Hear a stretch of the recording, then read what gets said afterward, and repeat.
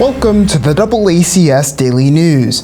The weather is getting colder as we approach the middle of winter. WARA Meteorologist Jim Corbin spoke with us to offer some winter weather tips. It is midwinter, at least it's approaching. I'm meteorologist Jim Corbin, and you know what? I'm here at the Norton Reservoir where, the ice has started to form. We've had sort of a mild start to the winter, but over the next few days and really 2 or 3 weeks, approaching midwinter, it's going to get cold. We already know it. It's been very cold recently. A bit of a thaw taking place, but I want to talk about the fact that when you're out on ice like this, some people like to venture out without checking things. Whenever you venture out on ice, whenever you maybe see some ice fishermen out there, maybe you know that they know what's going on, but always check ahead to your local city or town hall, the thickness of ice on ponds and lakes. The smaller the body of water, typically, the better it freezes. The shallower it is, the better it freezes. So you always want to check ahead.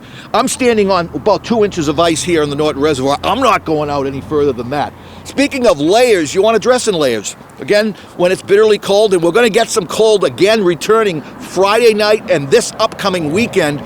4 layers I'm wearing, believe it or not. As big as I am, I've actually got even bigger conditions now. I've got a t-shirt, a long sleeve shirt, and 2 things similar to these. So dressing in layers obviously is a good thing weather-wise, outdoors in the chill.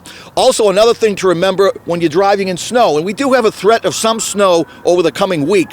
The main thing is the cold, but snow, whenever there's ice, you want to do very little heavy braking or heavy usage of the gas when you're driving in ice and snow, especially ice on the roads. Now, in terms of snowfall over the coming couple of weeks, we're closing in on the midpoint of winter, and yes, we will see some snow. We're going to get some rain, but I can't stress enough, anytime you're outside when there's ice, more slips and falls take place when there's ice versus snow. Just be careful.